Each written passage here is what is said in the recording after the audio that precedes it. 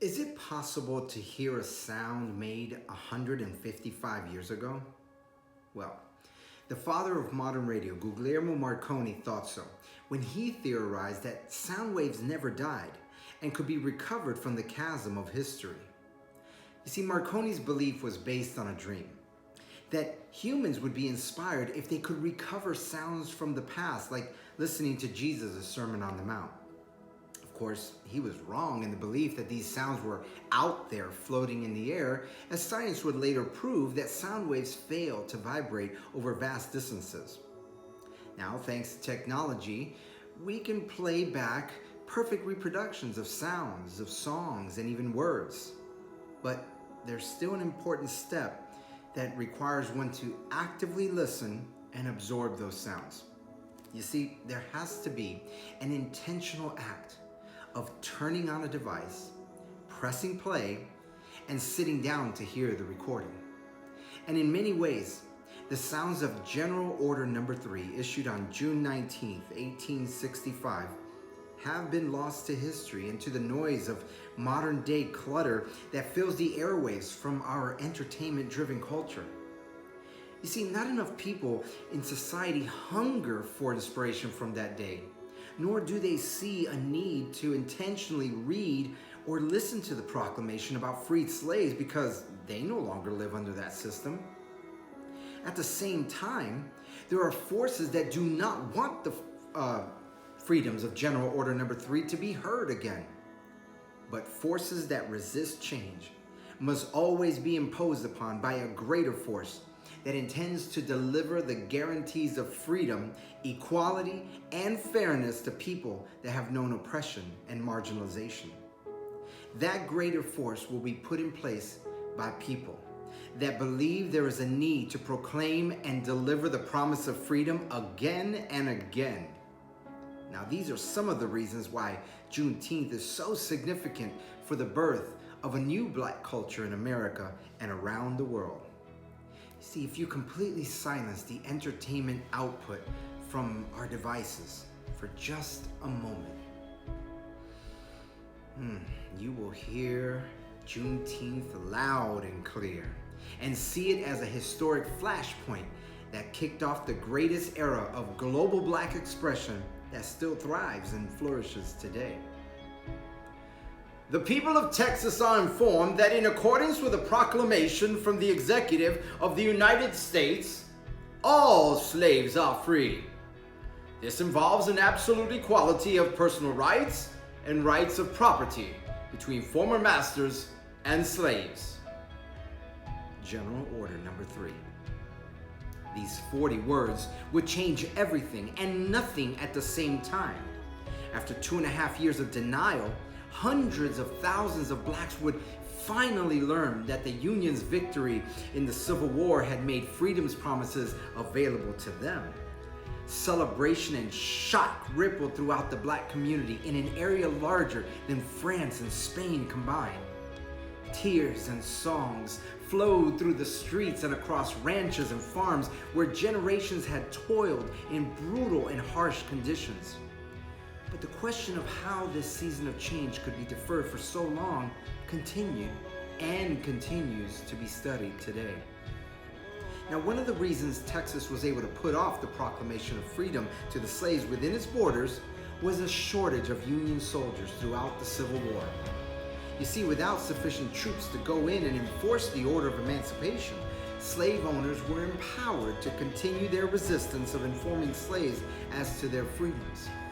And even after freedom was put into writing, resistance to give Blacks equal rights in this country persisted for another 100 years, when another gathering of troops would once again demand equal rights for Black Americans during the Civil Rights Movement of the 1960s.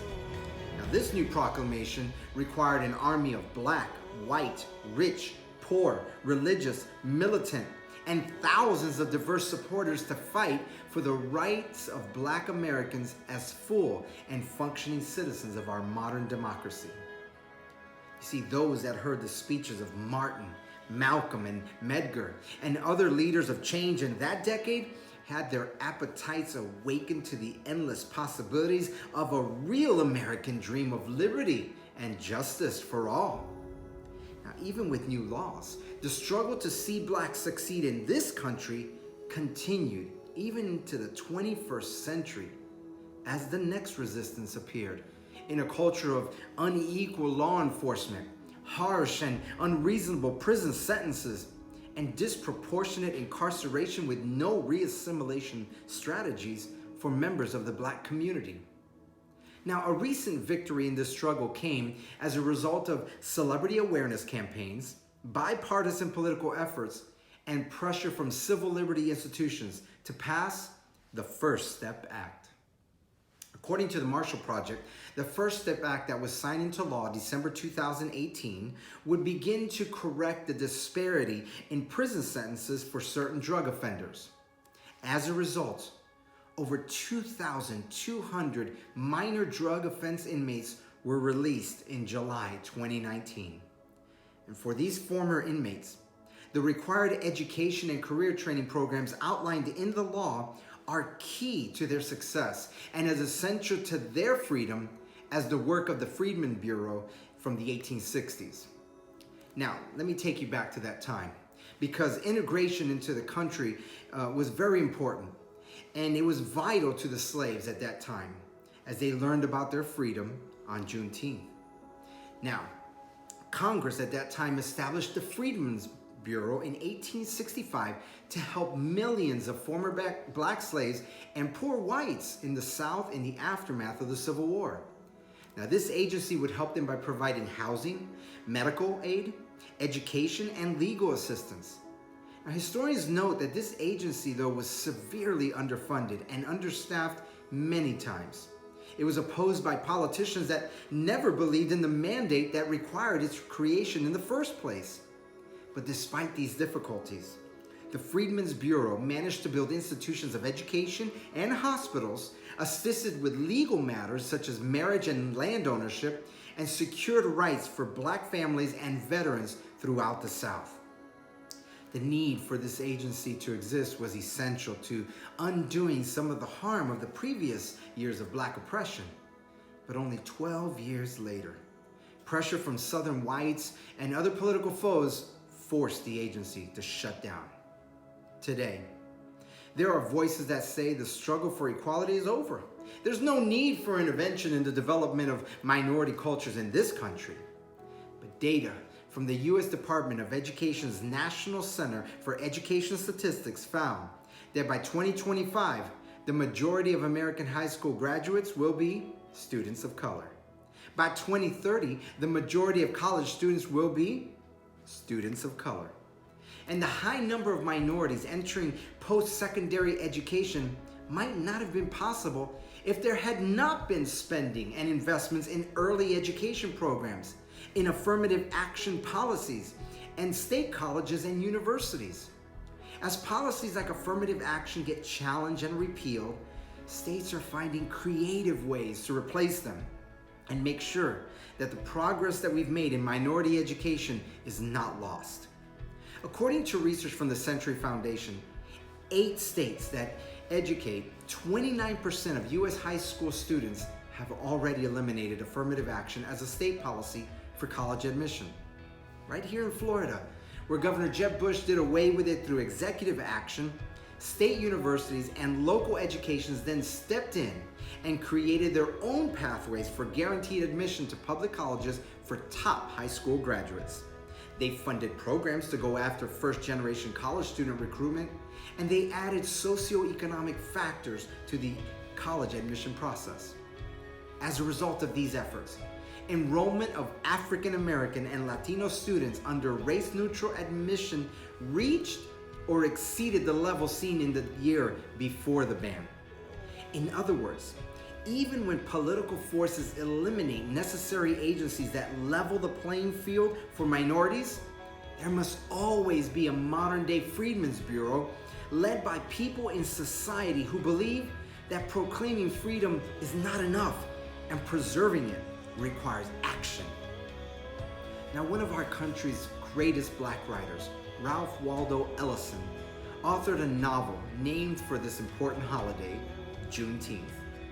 In that story, a black preacher named Hickman tries to get a young man he raised to get in touch with his roots by reminding him, remembering helps us to save ourselves. And in the introduction to this novel, John Callahan wrote, liberation is the never-ending task of self, group, and nation, and that to endure, liberation must be self-achieved and self-achieving. In other words, remembering moments like June 19th, 1865, help us to save ourselves from ever living in bondage again, whether it is physical, financial, or psychological bondage.